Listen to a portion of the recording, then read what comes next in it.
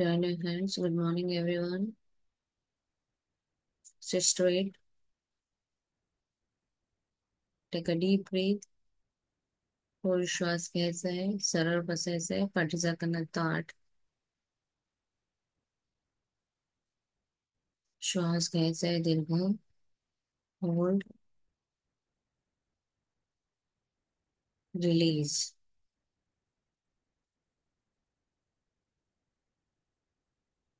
Once again. श्वास घ्यायचा आहे. होल्ड. रिलीज. हळूहळू श्वास सोडायचा आहे. जितक्या फास्ट श्वास घेतात तेवढंच हळू श्वास सोडायचा आहे.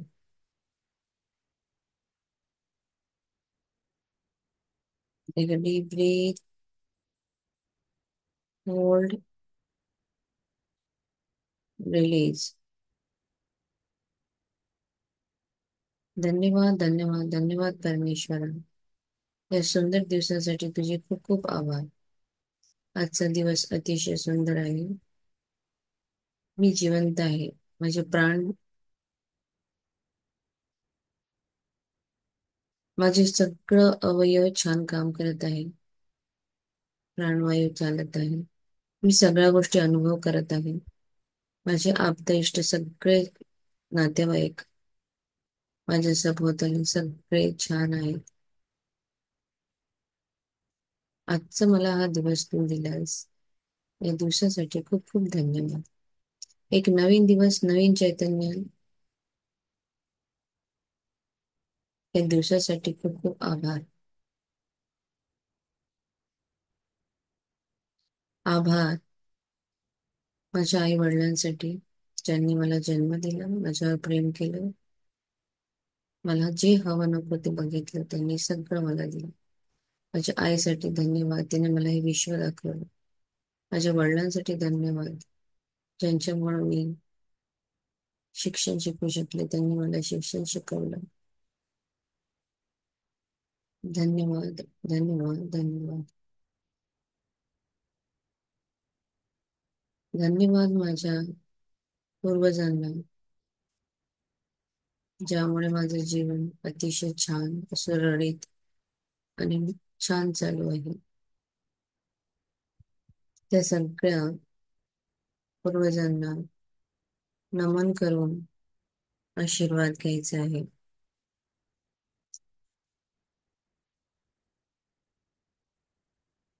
सगळ्यांना आव्हान करायचं, तुमची आजी आजोबा दादा परदादा सगळे तुम्ही विचार करा की तुम्हाला आशीर्वाद देत आहेत. आणि जे आपले पूर्वज आहेत त्यांना तुम्हालाही प्लेस करायचं आहे. ते जिथे कुठे असतील तिथे सुखी, समृद्धी, आनंदी आणि प्रसन्न राहू दे. त्यांच्यावर प्रसन्नतेची वर्षा होऊ दे. धन्यवाद परमेश्वर. धन्यवाद माझ्या गुरूंना. लहानपणापासून माझ्या आयुष्यात आलेल्या प्रत्येक गुरुला माझं दंडवत प्रणाम. त्यांच्यामुळे मी भरपूर प्रमाणामध्ये नवीन नवीन गोष्टी शिकले. त्याचा दैनंदिन जीवनामध्ये, आयुष्यामध्ये भरपूर उपयोग झाला. पुस्तक हेही गुरुच आहे, ज्यातून आपण नवीन काहीतरी शिकतो. युट्यूब असू दे, तिथेही आपण नवीन नवीन गोष्टी शिकतो. तर सगळ्यांसाठी खूप खूप धन्यवाद, धन्यवाद, धन्यवाद. धन्यवाद चंद्र, सूर्य, ब्रह्मांड, नवग्रह, राहू केतू या सगळ्यांना खूप खूप धन्यवाद. आमचं जीवन चांगलं बनवण्यासाठी, जीवनामध्ये समृद्धी आणि यश कीर्ती देण्यासाठी या सगळ्या ग्रहांना आपल्याला आशीर्वाद मागायचा आहे आणि धन्यवाद व्यक्त करायचा आहे. धन्यवाद, धन्यवाद, धन्यवाद. धन्यवाद पंचतत्वांसाठी. धरती माता जी सतत ग्राउंडेड राहायला शिकवते. धन्यवाद पाण्यासाठी, जे आमची तृष्णा भागवतं. धन्यवाद सूर्यप्रकाश अग्निदेवतेसाठी, जे आमच्या मधले उदयाग्नी म्हणून आहे, अन्न पचन करण्यासाठी मदत करते. प्रकाश देते ते अग्निदेवतेला धन्यवाद. धन्यवाद वायू तत्वासाठी, जे प्राणवायू आपल्या शरीरामध्ये चालत आहे. धन्यवाद, धन्यवाद, धन्यवाद आकाश तत्वासाठी, ज्या स्पेसमुळे मी बोलू शकते, फिरू शकते, नवीन नवीन ज्ञान अर्जन करू शकते. त्या वायू तत्वासाठी खूप खूप धन्यवाद. माझ्या स्वतःमध्ये असलेल्या प्रत्यक्ष परमेश्वराला सुद्धा धन्यवाद. आपल्या स्वतःला माफ करा, स्वतःला प्रेम करायचं.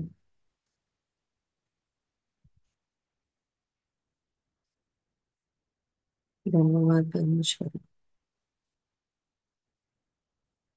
संपूर्णत्वाच्या या पूर्णत्वाच्या दिवसासाठी खूप खूप धन्यवाद. चमत्कारामागून चमत्कारिक आणि आश्चर्यामागे आश्चर्यकारक अशा छान छान गोष्टी माझ्या आयुष्यामध्ये रोज घडत आहेत. मी सुखी समृद्ध जीवन जगत आहे. माझ्यामध्ये दैवी प्रेमाचा संचार आहे, ज्यामुळे मी प्रत्येकाला, ज्यांनी मला दुखवलं आहे, त्या सगळ्यांना माफ करते आहे. आणि ज्यांनी मला दुखवलं त्यांना मी माफ करते आहे. ज्यांच्याकडून मी दुखवल्या गेले त्यांना माफ करून मला ज्यांनी दुखवलं त्यांना क्षमा मागते. धन्यवाद, धन्यवाद, धन्यवाद, धन्यवाद परमेश्वर. माझ्याकडे असलेल्या प्रत्येक गोष्टीसाठी तुझे खूप खूप आभार. कपड्यांसाठी, धनादेशासाठी, मी पैशाची चिंता आहे. धन्यवाद, धन्यवाद, धन्यवाद, धन्यवाद परमेश्वर. मी पद्मपदम भाग्यशाली आहे. परमात्माचा सदा साथ आणि हात माझ्या डोक्यावर आहे. प्रत्यक्ष परमेश्वर माझ्या सोबत रोज असतात. प्रत्येक कामी माझं यश आणि कीर्ती मला मिळत आहे. प्रत्येक कामामध्ये हात लावल्यास त्याचं सोनं बनत आहे. मी परमेश्वराची अतिशय लाडकी संतान आहे. मी धनाची चुंबक आहे. मी पैशावर प्रेम करते, पैसा माझ्यावर त्यामुळे जास्त प्रेम करतो. मी अतिशय भाग्यशाली, कर्तृत्ववान आहे. धन्यवाद, धन्यवाद, धन्यवाद. मी सुदृढ, माझं शरीर सुदृढ आहे. माझं आरोग्य ठीक आहे. प्रत्येक बॉडीचा सेल हा खूप छानरित्या काम करतो. त्यासाठी खूप खूप धन्यवाद, धन्यवाद, धन्यवाद. शरीराला धन्यवाद व्यक्त करायचे. प्रत्यक्ष परमेश्वराला धन्यवाद व्यक्त करा. तुमच्या आतमध्ये परमेश्वराचा अंश आहे. धरती मातेला धन्यवाद व्यक्त करू. धन्यवाद, धन्यवाद झूम, धन्यवाद electricity. Thank you so much everyone for joining early. चला, प्राजक्ता. क्षमा ही कृतीतील प्रेम आहे. आवाज येतोय माझा? हो हो. क्षमा हे कृतीतील प्रेम आहे. क्षमाशीलता ही एक कला असून या कलेतील आवश्यक घटक म्हणजे क्षमा करण्याची इच्छा. जर तुम्हाला प्रामाणिकपणे एखाद्याला क्षमा करायची असेल तर तुम्ही अर्धा अडथळा पार केला आहे असे समजा. साहजिकच तुम्हाला माहित आहे की एखाद्याला क्षमा करण्याचा अर्थ असा नाही की तुम्हाला ते आवडतात किंवा तुम्हाला त्यांच्याशी नाते निर्माण करायचे आहे. तुमच्यावर कोणाला तरी पसंत करण्याची जबरदस्ती केली जाऊ शकत नाही. सरकार सौहार्द, प्रेम, शांतता आणि सहिष्णुतेबाबत कायदे बनवण्याचा प्रयत्न करते. केवळ कोणीतरी तुम्हाला सांगितले म्हणून तुम्हाला एखादी व्यक्ती आवडू शकत नाही. बायबलमध्ये एकमेकांवर प्रेम करा वरवर विचार केला असता हे अशक्य वाटू शकते. परंतु जर तुम्हाला खरोखरच तसे करायची इच्छा असेल तर तुम्ही सहजपणे ते करू शकता.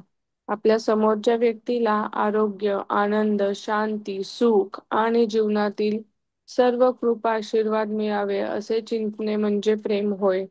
यासाठी एकच अट आहे आणि ती म्हणजे प्रामाणिकपणा. जेव्हा तुम्ही क्षमा करता तेव्हा तुम्ही खरोखर उदार नसून स्वार्थी असता. कारण तुम्ही इतरांसाठी जे इच्छिता ते तुम्ही स्वतःसाठी करत आहात. याचे कारण असे की तुम्हीच असा विचार करता आणि अनुभवता. तुम्हाला जे वाटते आणि जसा विचार करता तसे तुम्ही बनता. यापेक्षा साधे सोपे काही असू शकते का? हम्म. सो क्षमा एक कृतीतील प्रेम आहे. पण क्षमाशीलता ही एक कला आहे. ही सगळ्यांना जमत नाही क्षमा करणे.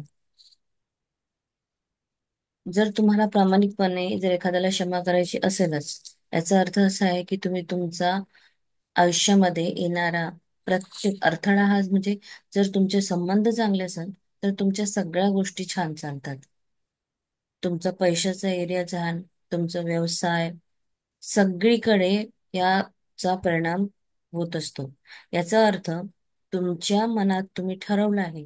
कारण क्षमा हे कृतीतील प्रेम आहे. आपण जी कृती करणार आहोत क्षमाची, ती प्रेमाची कृती आपल्याला करायची आहे. म्हणजेच आपल्याला माफ करायचं आहे. माफ करायचं म्हणजे त्याच्यासोबत फिरायला जायचं नाहीये. आपण मनातून पूर्ण गोष्टी त्याला काढून टाकायच्या आहे. आणि ह्या काढायसाठी खूप म्हणजे हे लागतं. त्यामध्ये त्याला एक मोठं धैर्य लागतं. आणि जर तुम्ही हे निर्णय घेतला की येस, मला क्षमा करायचं आहे, याचा अर्थ तुम्ही 50% तुमचं आयुष्यामध्ये येणारे जे स्ट्रगल आहे, जे अडथळे आहे, ते तुम्ही पार करणार. साहजिकच एखाद्याला क्षमा करण्याचा अर्थ नसा नाही की आपल्याला त्याच्याशी पुन्हा सेम तसे संबंध प्रस्थापित करणे, जसे पूर्वी होते, नातं निर्माण करणे असं नाही. आपण कुणालाही पसंत करण्याची जबरदस्ती केली जाऊ शकत नाही. कुणाला आपण म्हणू शकत नाही तू जबरदस्ती माझ्यावर प्रेम कर. ठीक आहे. संस्कार, सौहार्द, प्रेम आणि शांतता आणि किंवा सहिष्णुता हे जे आहे ना, एक कायदा बनवण्याचा प्रयत्न करते. तुमचे संस्कार कसे, तुम्ही प्रेमाने कसे वागता, शांतता. फक्त कुणी सांगितलं म्हणून आपण कोणा व्यक्तीवर प्रेम करत नाही. तुम्हाला खरंच त्या व्यक्तीबद्दल प्रेम वाटतं का? तुम्हाला सौहार्द, सहिष्णुता आहे का त्या व्यक्तीबद्दल? ती तुम्हाला त्याच्या जवळ नेते. कुणी सांगितलं आहे हा व्यक्ती चांगला आहे, तर त्याच्यावर प्रेम कधीही आपल्याला होत नाही. त्याच्यासोबत राहिल्यानंतर आपल्याला त्याच्यामधल्या काही काही गोष्टी आवडतात. असं पुष्कळ फॅक्टर्स आहेत कुणाला पसंत करण्याचे. फक्त कोणी सांगितलं म्हणून आपण प्रेम करत नाही किंवा प्रेमाची जबरदस्ती सुद्धा आपण करू शकत नाही. जसं बायबलमध्ये सांगितलं आहे, आपल्या भगवद्गीतेत सांगितलं आहे, एकमेकांवर प्रेम करा. बरोबर विचार जर केला असता तर हे अशक्य वाटू शकते. परंतु जर तुम्हाला खरंच वाटतं की प्रेम करायचं आहे, तर तुम्ही सहज करू शकता. प्रत्येक व्यक्ती जी आहे, ही जी आहे, आरोग्य, आनंद, शांती आणि सुख, हे चार आपल्याला कृपा आशीर्वाद मिळाले पाहिजे. आणि हे मिळण्यासाठी त्याचं चिंतन करणे म्हणजेच काय, प्रेम आहे. म्हणजे आपल्यासमोर कुठली व्यक्ती आली तर त्याच्याबद्दल आपल्याला आनंद असला पाहिजे, शांती असली पाहिजे आणि सुख असलं पाहिजे.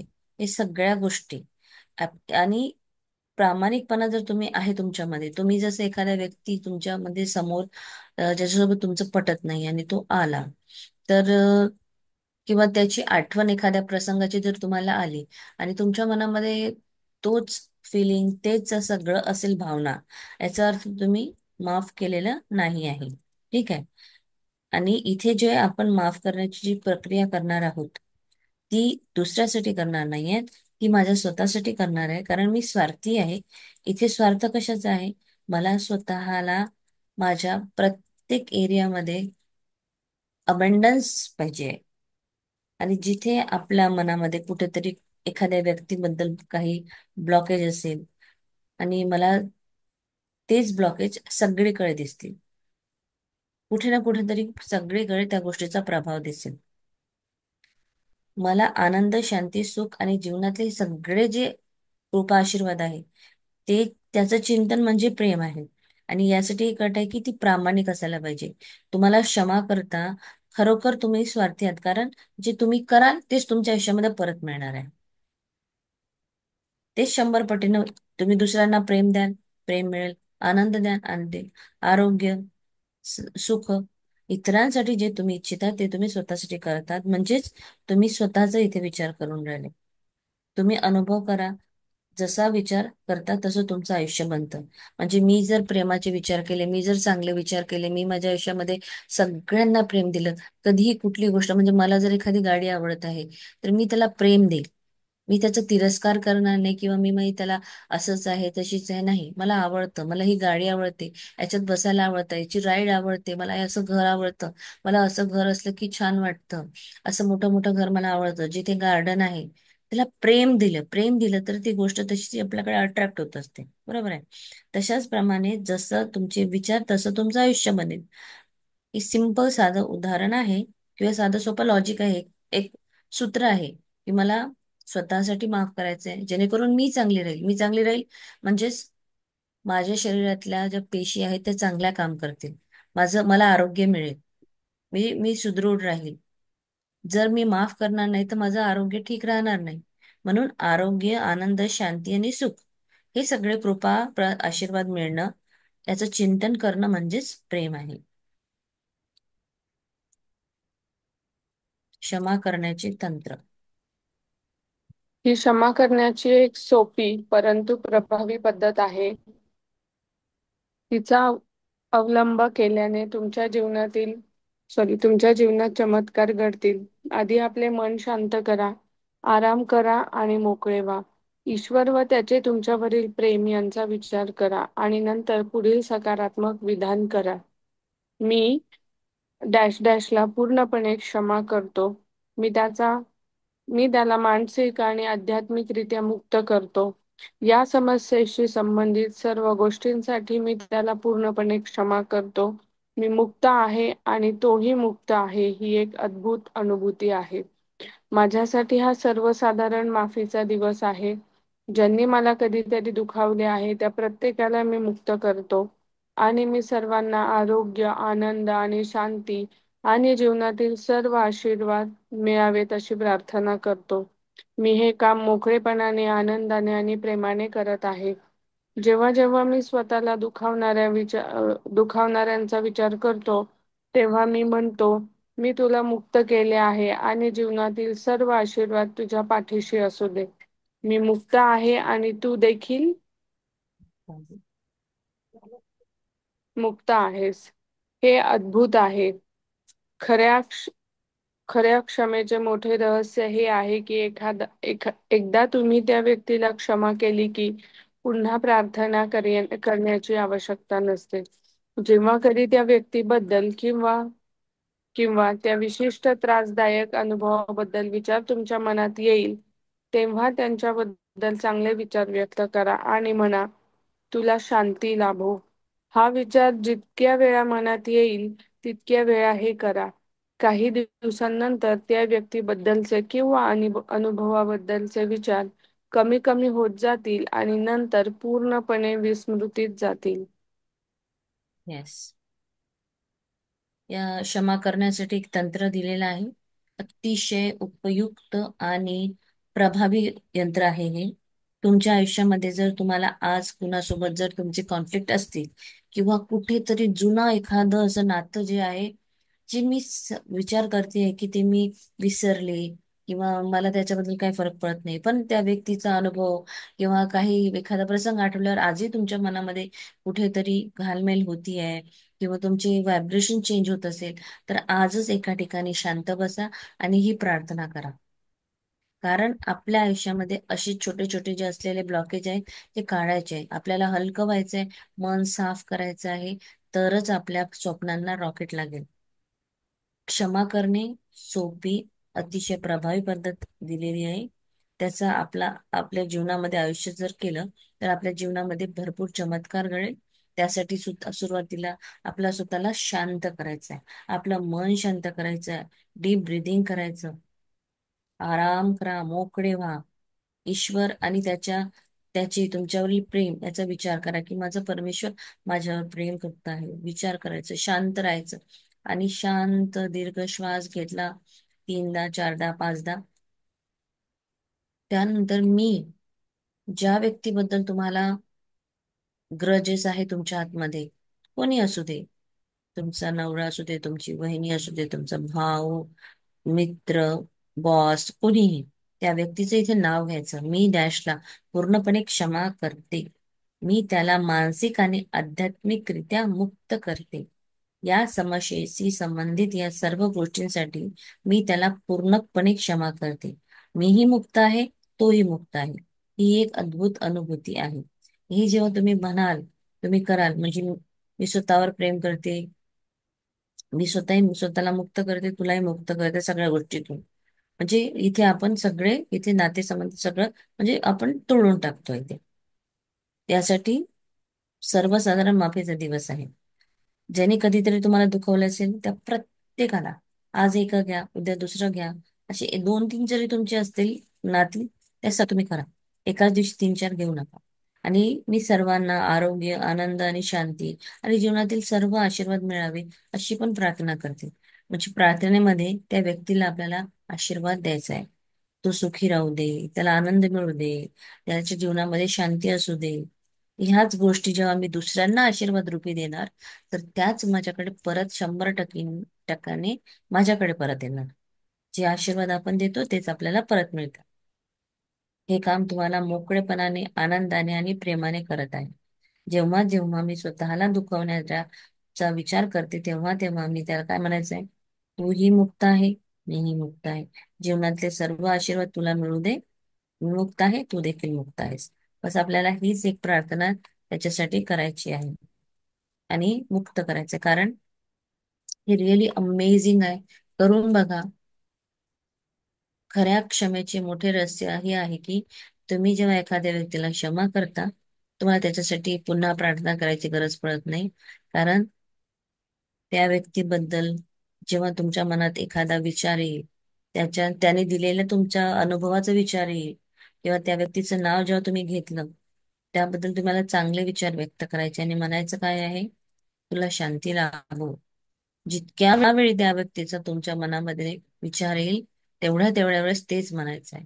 आणि मग हळू ते सगळं फेड फेड होत जाईल आणि म्हणजे विसरून जाल तुम्ही ते पूर्णपणे आणि मोकळं व्हाल.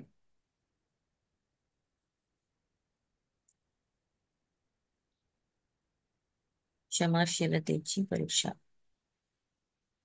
सोने खरे आहे की खोटे हे तपासण्यासाठी सोनार आम्ल चाचण्या वापरतात.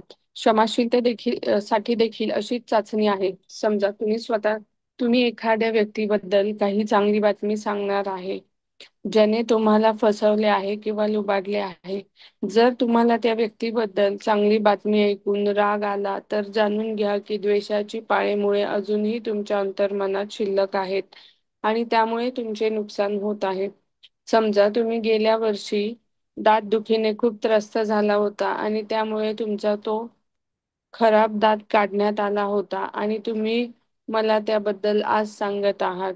जर मी विचारले की सध्या वेदना होत आहे का, तर तुम्ही माझ्याकडे आश्चर्याने पाहाल आणि म्हणाल, नक्कीच नाही. मला वेदना आठवत आहेत, पण आता मला त्या जाणवत नाही. हाच महत्वाचा मुद्दा आहे. जर तुम्ही खरोखरच एखाद्याला क्षमा केली असेल, तर तुम्हाला ती घटना आठवेल. परंतु तुम्हाला यापुढे त्याबद्दल त्रास किंवा वेदना जाणवणार नाही. ही क्षमाशीलतेची सत्वपरीक्षा आहे. तुम्हाला हे काम मानसिक आणि आध्यात्मिक मार्गाने करावे लागेल, नाहीतर तुम्ही स्वतःलाच फसवत आहात आणि तुम्हाला क्षमा करण्याची खरी कला अद्याप साध्य झालेली नाही, असा त्याचा अर्थ होईल. प्रत्येकाला समजून घेणे म्हणजे क्षमा करणे होय. जेव्हा तुम्ही तुमच्या मनाचा सज्जनशील नियम समजावून घेता, तेव्हा तुम्ही तुमचे जीवन घडवण्यासाठी किंवा बिघडवण्यासाठी इतर लोकांना आणि परिस्थितींना दोष देणे थांबवता. तुमचे स्वतःचे विचार आणि भावना तुमचे नशीब घडवतात हे तुम्हाला जाणवते. शिवाय बाह्य गोष्टी कारणीभूत नाही हे तुम्हाला माहीत आहे. त्या तुमच्या जीवनाचे आणि अनुभवांचे कारण किंवा निर्मात्या नाहीत. इतर लोक तुमच्या आनंदात अडथळा आणू शकतात आणि तुम्हाला सुखाने जगण्यासाठी इतरांशी संघर्षच करावा लागेल असा विचार करणे चुकीचे आहे. असे विचार त्यांचे विध्वंसक स्वरूप प्रकट करतात. हे तत्व बायबलमध्ये स्पष्टपणे सांगितले आहे. माणूस मनात जसा विचार करतो तसाच तो असतो. क्षमाशीलतेची परीक्षा. आता क्षमा केलं आहे यासाठी कुठली चाचणी नाही. सोनं खरं आहे किंवा खोटं आहे यासाठी आपण आम्ल चाचणी करतो. पण मी खरंच क्षमा केला आहे का, मला कसं कळेल?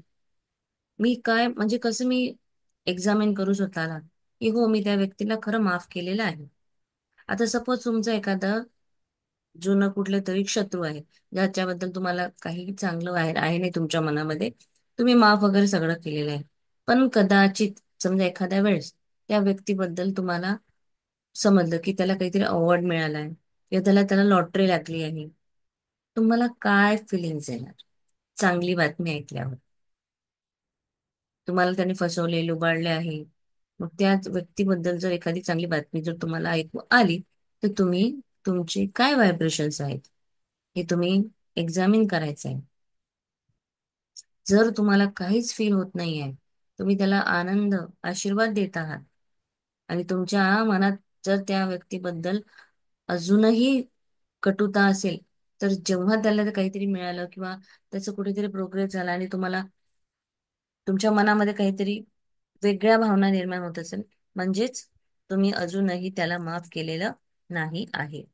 जर तुम्हाला राग आला ती बातमी ऐकून, चीड आली, अरे मला त्यांनी फसवलं, अशाच लोकांना लोक कसं देव देतो, अ, याने ते असं केलं आहे, 100 लोकांना दुखवलं आहे, माझ्यासोबतही असं केलं होतं, असं कसं होतं याच्यासोबत, अजूनही जर तुमच्यामध्ये हेच द्वेष भावना येत असेल त्या व्यक्तीचं नाव ऐकून, याचा अर्थ तुमच्या अंतर्मनामध्ये अजूनही काहीतरी शिल्लक आहे आणि त्यामुळे तुम्ही स्वतःचं नुकसान करता.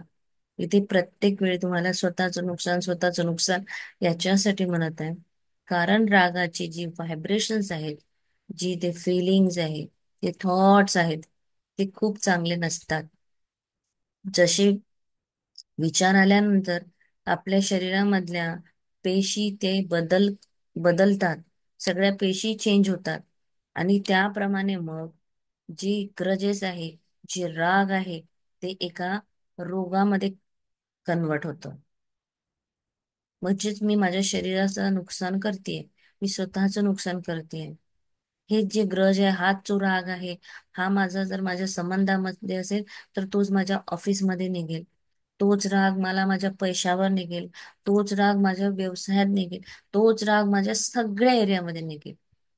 चुकूनही असं समजू नका की इथे मी असं आहे तर माझं बाकीचं चांगलं राहील, कारण जे परफ्यूम मी लावलंय तेच मी सगळ्या लोकांना देईल असं नाही आहे. मी घरी परफ्यूम वेगळं लावेल तर ते माझं ऑफिसमध्ये गेल्यावर चेंज होतं का? नाही चेंज होणार. एखाद्या लग्न समारंभात गेल्यावर चेंज होईल का? नाही चेंज होणार. सेम तसंच आहे. तुमचा ऑरा जसा आहे, तुमची फिलिंग जशी आहे, तुमचे जसं तुम्ही घेऊन जाल तेच तुम्ही पुढे पुढे सगळ्यांकडे द्याल. सो अंतर्मनामध्ये जर शिल्लक असेल तर तुम्ही स्वतःचं नुकसान करत आहात. गेल्या वर्षी तुम्ही सपोज दातदुखीने त्रस्त झाला असाल, तो दात खराब होता, काढण्यात आला, आणि सपोज आता तुम्हाला जर 2-3 वर्षांनी एखादा भेटला मित्र आणि त्याने म्हटलं अरे हा तुझा तो दात दुखत होता, तू काढला होता, मग तुम्हाला त्या दाताबद्दल काय वाटतं? वेदना आठवतात? मला वेदना आठवत आहेत, पण आता त्या मला जाणवत नाही. वेदना आठवतात पण त्या जाणवतात का? नाही जाणवत. तसंच हे आहे. तुम्ही जर क्षमा केली असेल तर ती तुम्हाला घटना आठवेल, परंतु ती घटना आठवल्यानंतर तुमच्या शरीरामध्ये चेंज होणार नाही. तुम्हाला ती सनसन सनसन व्हायब्रेशन, वेदना, डोक्यामध्ये चीळ, एकदम सनकिनी ते गरम, म्हणजे असं एक वेगळंच एक ते हे असतं. ज्या व्यक्तीला आपण क्षमा करत नाही तेव्हा येणारा तो राग असतो ना शरीरामध्ये, तो एक वेगळा असतो. ती ती येणार नाही. हे आहे तुमच्या क्षमाशीलतेची सत्व परीक्षा. हे काम मानसिक आध्यात्मिक मार्गाने तुम्हाला करावं लागणार आहे. नाहीतर तुम्ही स्वतःला स्वतः फसवत आहात असा विचार करा. कारण क्षमा करण्याची खरी कला अजूनही साध्य झालेली नाही असा याचा अर्थ होतो. मी जर क्षमा करीन असेल तर माझ्यामध्ये तेच व्हायब्रेशन, तीच चीज, तेच सगळं येतात. आणि क्षमा जर केलं असेल तर त्या व्यक्तीला जर काही भेटलं, अजून त्याला 4 अवॉर्ड मिळू दे, मी म्हणेल वा, परमेश्वरा असंच त्याचं भलं करत राहा. हे माझ्यातून आशीर्वाद निघतील त्याच्यासाठी. मला कुठेच, मला आतमध्ये माझ्या शरीरामध्ये कुठलं व्हायब्रेशन नाही, काहीच होणार नाही. मी शांत असेल त्यावेळेस. प्रत्येकाला समजून घेणे, प्रत्येकाला क्षमा करणे होईल. आणि हा मनाचा सर्जनशील नियम समजून जर तुम्ही घेतला, तर तुमचं जीवन हे घडवण्यासाठी किंवा बिघडवण्यासाठी इतर लोकांना आणि परिस्थितीला आपण दोष देणं टाळतो. कारण आपले विचारच आपलं नशीब घडवत. आपल्या विचार जशी तशी आपली भावना येत असते, आणि त्याचप्रमाणे आपल्यासोबत गोष्टी घडत असतात. कुठलंही बाहेरची कुठलीही गोष्ट तुमच्या आयुष्यासाठी कारणीभूत ठरत नाही. ब्लेम गेम, याच्यामुळं असं झालं, त्याच्यामुळं तसं झालं, असं काही नाही. सगळं काही मी सिलेक्ट केलं आहे, मी चूज केलेलं आहे. माझा जन्म सुद्धा हे अशा ग्रहावर तशा ग्रह, माझ्या कर्मामुळे माझं काहीतरी हे होत असतं. त्याही गोष्टीसाठी मीच कारणीभूत आहे. जीवनाचं आणि अनुभवाचं कारण किंवा निर्माता इतर कोणीही नसून तुम्ही स्वतः आहे. तुमच्या आनंदामध्ये तुम्ही अडथळा आणू शकतात. सुखाने जगण्यासाठी इतरांशी तुम्हाला संघर्षच करावा लागेल, असा विचार करणं चुकीचं आहे. म्हणजे मला जर सुखी स्वतःला ठेवायचं आहे, म्हणजे मला भांडणं करणे जरुरी आहे? नाही. ब्लेम करणं जरुरी आहे? अजिबातही नाही. माझं नशीब आहे, माझ्या हातात आहे. माझे विचार, माझे फिलिंग्स, मी कुठल्याही व्यक्तीला दोष देऊ शकत नाही. ना माझ्या शिक्षणासाठी, ना माझ्या आयुष्यासाठी, ना माझ्या जन्मासाठी, ना माझ्या पैशासाठी. कुठल्याही गोष्टीसाठी आपण दुसऱ्यांना दोष देऊ शकत नाही. हे सगळं आपल्या आतमध्ये असतं. आपले विचार जसे असतील, विध्वंसक स्वरूप प्रकट करत असतील, तर विध्वंसकच होणार सगळं. आणि चांगले असतील तर चांगलंच होईल. आणि तो प्रत्येक एरियामध्ये मग ते दिसेल. तुम्हाला प्रेम इथे जर असेल ना नात्यामध्ये, तुमचं ते प्रेम तुम्हाला प्रत्येक गोष्टीत दिसेल. तुम्हाला जी जी गोष्ट आवडते त्याच्यामध्ये तुम्हाला प्रेम दिसेल. तुम्ही पूर्ण हलके व्हाल, प्रेममय व्हाल. तुम्हाला असं चुकीचं किंवा असं वाईट येणारच नाही तुमच्या हातून. शांत स्थिर व्हाल तुम्ही, आणि हेच सगळीकडे जाईल. आणि मग सगळे चांगल्या चांगल्या गोष्टी आपल्याला आकर्षित होतील. सो माणूस मनात जसा विचार करतो, तो तसाच असतो.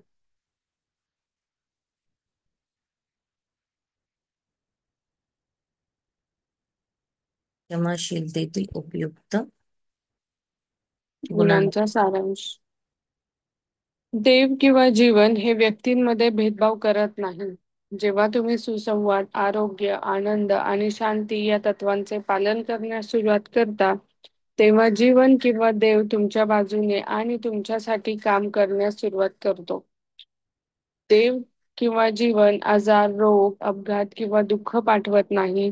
या गोष्टी आपणच आपल्या नकारात्मक विध्वंसक विचारातून स्वतःवर लादतो. आणि या बाबतीत जसे पेराल तसे उगवेल किंवा करावे तसे भरावे हाच नियम प्रत्ययास येतो. देवाची तुमची संकल्पना ही सध्या तुमच्या जीवनातील सर्वात महत्वाची गोष्ट आहे. जर तुमचा खरोखरच प्रेममय करणारा देवावर करुणामय देवावर विश्वास असेल, तर तुमचे अंतर्मन तुम्हाला प्रतिसाद देईल आणि तुम्हाला असंख्य कृपा आशीर्वाद देईल. जीवन किंवा देव तुमच्याशी कधीही शत्रुत्व करत नाहीत. जीवन कधीच तुमची निंदा वा तिरस्कार करत नाही. जर तुमच्या हाताला जखम झाली असेल तर जीवन ती बरी करते. तुमचे बोट कापले गेले असेल तर जीवन तुम्हाला दूषणे देत नाहीत, तर ते तुम्हाला माफ करते आणि जखम भरते आणि ती पूर्णपणे बरे करते. तुमचा अपराध म्हणजे देव आणि जीवनाची चुकीची संकल्पना आहे. देव किंवा जीवन तुम्हाला शिक्षा देत देत नाही किंवा तुमचे मूल्यमापन करत नाही. तुमच्या चुकीच्या समजुती, नकारात्मक विचारसरणी आणि स्वनिंदा यांच्या अवचेतन परिणामांमुळे तुम्ही हे स्वतःला करता. पण देव आणि जीवन, देव म्हणा किंवा तुमचं जीवन म्हणा, हे कधीही कुठेही भेदभाव करत नाही. जे श्रीमंत, म्हणजे जे काही द्यायचे आहे हवंय ते सगळं देवाने तुम्हालाही दिलं आहे, त्यालाही दिलं आहे. आपण जेव्हा सुसंवाद, आरोग्य, आनंद आणि शांती हे सगळे चार तत्व आहे आपल्या आयुष्याचे. ही चार तत्वाचं जेव्हा ते पालन सुरू करू, तेव्हा जीवन आपल्या बाजूनं म्हणजेच परमेश्वर आपल्या बाजूनं काम करायला सुरुवात करेल. मी कुणाशी बोलताना खूप छान सुसंवादी बोलणं आहे. माझं आरोग्य फिट फाट फाईन अँड हेल्दी आहे. मला जे हे सुंदर शरीर दिलेलं आहे मंदिरासारखं, मी याची निगा चांगली राखते आहे. मी याच्याबद्दल खूप अलर्ट असते. काय खावं काय नाही, नेहमी आनंदी असते. आणि माझ्यामध्ये जर शांती आहे, ह्या तत्वांचं जर मी पालन करेल, तर माझ्यासाठी देव काम करेल. आणि तुमच्यासाठी तो काम करेल, तर मग बघा तुमचं आयुष्य कसं होतं. देव आणि जीवन हे आपल्यासाठी कुठलाही आजार, रोग, दुखापत, दुःख काहीच पाठवत नाही. त्याने आपल्याला इथे सुख, समृद्धी, ऐशो आराम, ऐश्वर्य एन्जॉय करायला पाठवलं आहे. आपले विचार जर नकारात्मक, विध्वंसक असतील, या विचारामुळं आपलं ते जीवन बनतं. विचारामुळं आपल्याला रोग होतो. विचारामुळं, स्ट्रेसमुळं हे सगळे रोग उद्भवतात. म्हणजेच मी जर जसं पेरेल तसं मला उगवेल, किंवा जसं करेल तसं भरावं लागेल. हा सिंपल साधा नियम लक्षात ठेवायचा. देवाची जी तुमची संकल्पना आहे, ती सगळ्यात महत्वाची आहे. म्हणजे तुम्हाला खरोखर प्रेममय, करुणामय देवावर विश्वास असेल, तर तुमच्या अंतर्मन म्हणजेच जी मुलगी होती, जी चर्चमध्ये लग्न तिचं होतं, तिचा विश्वास होता परमेश्वरावर. माझ्यासोबत आज ही घटना घडली आहे, याच्या मागे खरोखरच परमेश्वराचा काहीतरी चांगला हेतू आहे. आणि तो माझ्यासाठी नेहमी बेस्ट ऑफ द बेस्टच देतो, असा विश्वास तुम्हाला असला पाहिजे. असं नाही की एखादी आयुष्यात गोष्ट नाही घडली मनासारखी, तर अरे, माझ्या माझ्यासोबत असं का होतं, मलाच का देव असं करतो, असं कुठलाही विचार करायचा नाही. त्याच्यावर विश्वास ठेवायचा आहे. आणि तुम्ही विश्वास ठेवला, तुम्हाला तसाच तो प्रतिसाद देईल.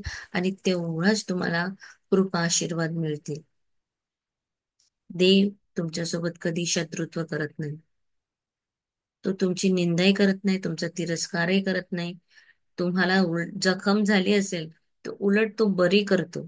तुम्ही तिथे काही लावा नोका लावू, काही दिवसानंतर तुमच्या हाताला जळलेलं, भाजलेलं, इजा झाली असेल, तर ते बरं होतं. तुम्हाला तो दुःख देत नाही, माफ करतो, जखम भरतो, पूर्णपणे बरे करतो. तुम्ही अचकट बचकट खाता आहात, हे खात आहे, तरी तो प्रॉपर डायजेस्ट करतो. मैदा आहे का खाऊ दे, बिस्किट आहे का खाऊ दे, ब्रेड आहे का खाऊ दे, कधीही खाऊ दे, 4 वेळा खाऊ दे, कोका कोला आहे का पिऊ द्या. तुम्हाला कधीच तो असं म्हणणार नाही, अरे तू असं का करतो, मला रात्रभर किती त्रास होतो, डायजेशन क्रिया किती मला हे करावं लागतं, काहीच नाही म्हणत तो. तो खूप दयाळू, मायाळू, कृपाळू आणि कनवाळू आहे. परमेश्वर हा नेहमी माफ करतो. तो तुम्हाला जजही करणार नाही. तुमचा अपराध म्हणजेच देव आणि जीवनाची चुकीची संकल्पना. तुम्ही अपराध केला, याचा अर्थ असा आहे की तुमचा आयुष्याबद्दलचा दृष्टिकोन जो आहे ना, ते जर चुकीचं असेल, म्हणजेच अपराध केल्यासारखं आहे. तुम्हाला शिक्षा तो देणार नाही, तुम्हाला तुमचं मूल्यमापन तो करणार नाही. तुमची चुकीची समजुती, नकारात्मक विचारसरणी आणि स्वनिंदा, हेच तुम्ही स्वतःला याचे परिणाम होतील. या परिणामामुळे तुम्ही हे स्वतःला करता. तुमचा अपराध म्हणजे देव आणि जीवनाची चुकीची संकल्पना आहे. देव किंवा जीवन कधीही शिक्षा देत नाही. तो तुम्हाला जज करत नाही. तुमच्या चुकीच्या समजुती, नकारात्मक विचारसरणी, स्वनिंदा म्हणजे स्वतःला नेहमी सेल्फ टॉक कसा आहे, मी अशीच आहे, मी जाडीच झाली, माझ्या डोक्यावरचे केसच खूप पातळ झाले आहे, नाही मला असं करणं जमत नाही, माझा कॉन्फिडन्स खूप कमी आहे, मला खूप घाबरायला होतं, मी कॉफी पिली की मला झोपायला येत नाही, किंवा मी हे खाल्लं की माझं पोट दुखतं. हे जे स्वनिंदा किंवा स्वविचार जे तुमचे चालतात, हे परिणाम तुम्ही स्वतःला ओढवून घेता. आणि त्याप्रमाणे मग त्या गोष्टी घडायला लागतात.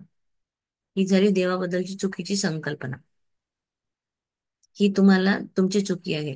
तुमचा अपराध हाच एक आहे की तुमची ही संकल्पना चुकीची आहे, की असं झालं तर असं होतं, तसं झालं तर तसं होतं. नकारात्मक विचार, चुकीच्या समजुती आणि स्वनिंदा हे आपले अपराध आहेत.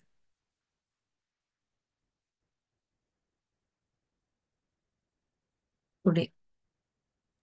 निसर्गांच्या निसर्गाच्या शक्ती वाईट नाहीत. त्याचा प्रभाव तुम्ही तुमच्यातील शक्तीचा वापर कसा करता यावर अवलंबून असतो. तुम्ही एखाद्याला मारण्यासाठी किंवा घर पेटवण्यासाठी वीज वापरू शकता. तुम्ही एखाद्याला बुडवण्यासाठी किंवा त्याची तहान शमवण्यासाठी पाणी वापरू शकता. चांगले आणि वाईट हे व्यक्तीच्या मनाच्या विचारावर आणि हेतूंवर अवलंबून असते. देव किंवा जीवन कधीही शिक्षा देत नाही. देव, जीवन आणि विश्वाच्या चुकीच्या संकल्पनांमुळे लोक स्वतःला शिक्षा करतात. त्यांचे विचार सर्जनशील आहेत म्हणून ते स्वतःचे दुःख निर्माण करतात.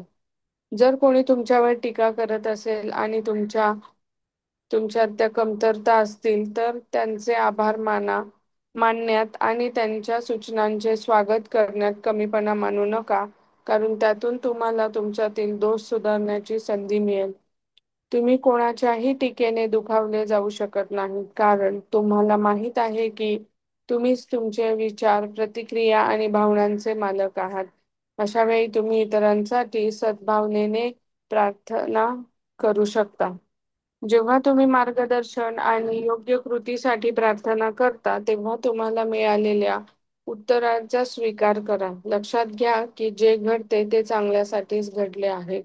मग स्वतःवर कीव करण्याचे, टीका किंवा द्वेष करण्याची गरज नसते. हम्म.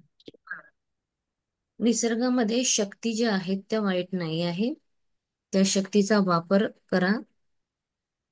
एखाद्याला त्या शक्तीचा वापर कशासाठी करायचा? स्वतःसाठी करायचा. एखाद्याला मारण्यासाठी असा करायचा नसतो. जसं वीज आहे, विजेचा वापर आपण आपल्याकडे लाईट लागली पाहिजे, आपल्याकडची उपकरणं चालली पाहिजे त्याच्यासाठी करतो. एखाद्याला मारण्यासाठी करत नाही ना. एखाद्याला बुडवण्यासाठी किंवा तहान शमवण्यासाठी आपण कशाचा उपयोग करतो? पाण्याचा उपयोग करतो.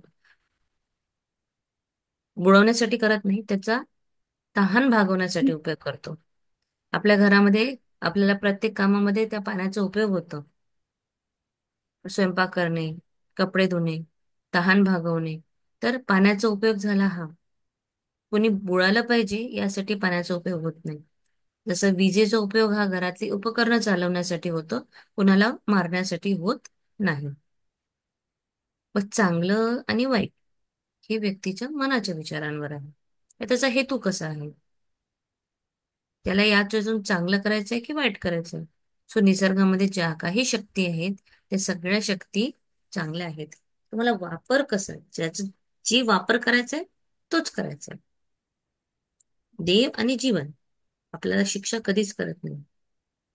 ही चुकीची संकल्पना आहे. आपण स्वतःचे दुःख स्वतः निर्माण करतो आपल्या विचारांवर. तुम्ही जर कोणावर टीका करत असाल म्हणजे याचा अर्थ तुमच्यात त्या कमतरता आहे. तुम्ही त्याचे आभार मानण्यात आणि त्यांच्या सूचनांचे स्वागत करण्यात कमीपणा मानू नका. कुणाचा आभार व्यक्त करताना फुल्ल आभार करायचा, म्हणजे जस्ट आभार म्हणून आभार व्यक्त नाही करायचे. कुणावर टीका करायची नाही. नेहमी त्याच्यावर तुम्ही तारीफ करा त्याची.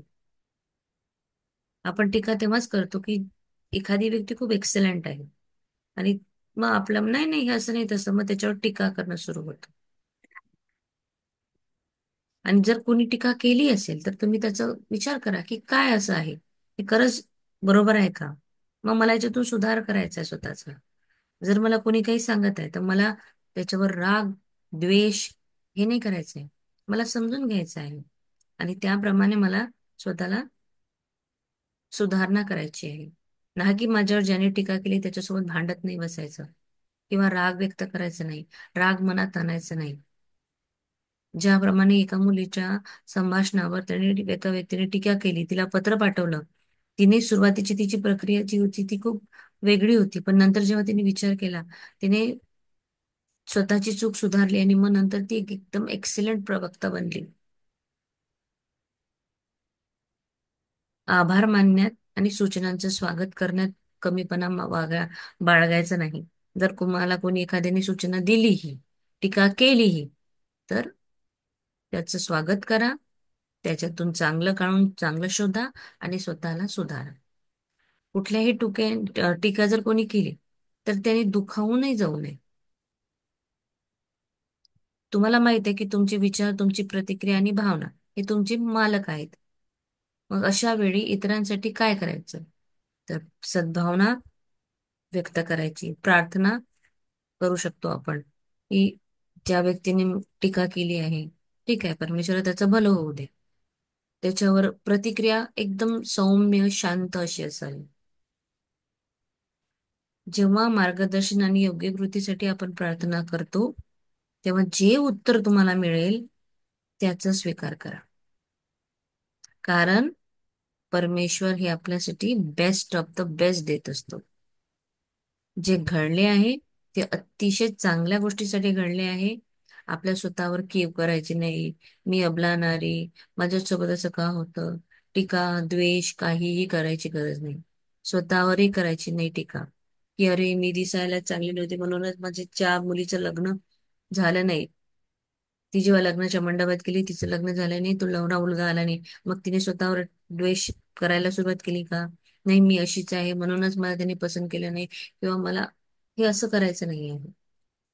जर माझ्याच बाबतीत सांगते, माझं लग्न खूप लेट झालं, पण जोपर्यंत लग्न होत नव्हतं तोपर्यंत काय विचारायचे मनात, अरे मी पाहायला ठीक नाही आहे, किंवा आम्ही श्रीमंत नाहोत, म्हणजे लोकांना हुंडा हवा असतो, जे पाटील समाजामध्ये, जसं माझ्याबद्दल सांगते. मग पण मी जर आता विचार करते, तर माझं लग्न लेट झालं आणि बरं झालं समाजात नाही झालं, हे मी आज रोज म्हणते. आज मी अ, आज मला जे सुख मिळत आहे, जे मी जीवन जगत आहे, ते मी कदाचित, जर माझं लग्न एखाद्या, जे मला बघायला आलेली मुलं आहेत, 2-3 एकर शेती असणारे, एखाद्या खेडे गावात राहणारे, तर मी आज इतकं पुढे नसते गेली. म्हणजे मी त्यावेळेस जी म्हणायची की अरे एखादा 2-3 एकरवाला तरी मिळू दे, आणि माझ्या आई वडिलांचं म्हणा किंवा सगळ्यांचं असंच होतं, बस समाजात लग्न झालं पाहिजे, लवकर लग्न झालं पाहिजे. पण देवाने किती लेट लेट लेट लेट करत मला एक एक्सिलेंट लाईफसाठी मला माझं लग्न ज्या व्यक्तीशी करून द्यायचं ते केलं. कारण त्याची इच्छा वेगळी होती. त्याची इच्छा ही नव्हती की कीर्ती तू जा एखाद्या गावात. नाही, त्याला मला सुख द्यायचं होतं. पण त्यावेळेस माझं काय होतं, अरे मी अशीच आहे, सगळ्या मुलींचे लग्न जुळतात, किती भाग्यवान आहेत त्या, किती छान आहेत. माझ्या नातेवाईकांमध्ये माझ्या मावशीच्या मुली, त्या वयाने लहान माझ्यापेक्षा, त्यांची लग्न व्हायची. तेव्हा माझ्या मनात कसे विचार होते. आणि आज जर मी विचार करते म्हटलं, तर आज मी खरोखरच खूप भाग्यवान आहे. आणि माझ्या परमेश्वराने माझ्यासोबत जे केलं ना ते योग्य केलं.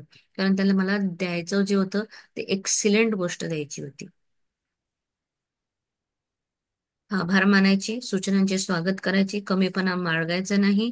आपल्यामधले दोष सुधारण्याची संधी त्यावेळेस आपल्याला मिळत असते. तेवढंच काम करायचं आहे. ठीक आहे. सॉरी. हा, जे घडले ते चांगल्यासाठीच घडलेले आहे. आणि स्वतःवर कीव नाही करायची, टीका द्वेष हे करण्याची काहीही गरज नाही. आपण स्वतःला कमी कधीच लेखायचं नाही. कोणतीही गोष्ट चांगली किंवा वाईट नसते. माणसाची विचारसरणी तिला तशी बनवते. स्वादिष्ट अन्नाची, लैंगिक सुखाची, संपत्ती मिळवण्याची किंवा स्वतःच्या गुणांच्या अभिव्यक्तीची इच्छा बाळगण्यात काहीच गैर नाही. तुम्ही या इच्छा आणि आकांक्षाचा वापर कसा करावा यावर त्या चांगल्या आहेत की वाईट आहेत हे अवलंबून असते. द्वेष, ईर्ष्या, तिरस्कार व वैर ही अनेक रोगांची कारणे आहेत. प्रत्येकावर प्रेम, जीवन, आनंद आणि सद्भावनेच्या शुभेच्छा देऊन स्वतःला आणि ज्यांनी तुम्हाला दुखावले आहे त्यांना क्षमा करा. क्षमा करणे म्हणजे एखाद्या गोष्टीसाठी कशाचा तरी त्याग करणे होय. प्रेम, शांती, आनंद, शहाणपण आणि जीवनातील सर्व आशीर्वाद इतरांना द्या. जोपर्यंत तुमच्या मनातून त्यांच्याबद्दल तिरस्काराची भावना पूर्णपणे नाहीशी होत नाही, तोपर्यंत हे करा. ही तुमच्या क्षमाशीलतेची सत्वपरीक्षा आहे. जर कोणी तुम्हाला दुखावले असेल, तुमच्याबद्दल खोटे बोलले असेल, तुमची निंदा केली असेल किंवा तुमच्याशी खूप वाईट वर्तन केले असेल, तर त्या व्यक्तीबद्दल तुमचा दृष्टिकोन नकारात्मक आहे का? तसे असल्यास तुम्ही अद्याप त्याला माफ केले नाही. द्वेष अजूनही तुमच्या अंतर्मनात रुजलेला आहे आणि तुम्हाला हानी पोहोचवत आहे. त्यामुळे त्याची पाळेमुळे उपटून टाकण्याचा एकमेव मार्ग म्हणजे प्रेम. त्या व्यक्तीला जीवनातील सर्व आशीर्वाद मिळावेत अशी प्रार्थना करा. 77 वेळा क्षमा करा. या म्हणीचा हाच या म्हणीचा अर्थ हाच आहे. ओके. कोणतीही गोष्ट चांगली किंवा वाईट नसते. आपले विचार ती बनवत असते. स्वादिष्ट अन्न असू दे, कुठलीही संपत्ती मिळण्याची, स्वतःच्या गुणाची अभिव्यक्ती, इच्छा बाळगण्यामध्ये कुठलीही गैर नाही आहे. आपल्याला सगळी जीवनाची सुख मिळायला पाहिजे. प्रत्येक गोष्ट मिळायला हवी. त्याची इच्छा आणि आकांक्षाचा वापर कसा करतो हे त्याच्यावर अवलंबून असतं. कुठलीही गोष्ट चांगली आणि वाईट त्याच्या वापर कसा करतो त्यावर अवलंबून असते. कुणाबद्दल द्वेष, ईर्ष्या, तिरस्कार, वैर ही आपली चार लोकांची लक्षणं आहेत. तुम्ही आता पुस्तक पण करत आहात, you can heal your life. त्याच्याही मध्ये हेच आहे. काही आहे ते द्वेष, ईर्ष्या, तिरस्कार, वैर हेच आहे की ज्यामुळे आपण आपल्या जीवनातला आनंद गमावून बसतो. आपल्याला चार गोष्टी कुठल्या लक्षात ठेवायच्या आहे? प्रेम, जीवन, आनंद आणि सद्भावना. ह्याच शुभेच्छा सगळ्यांना द्यायच्या. ज्यांनी आपल्याला दुखवलं ना, त्याला फक्त क्षमा करायची.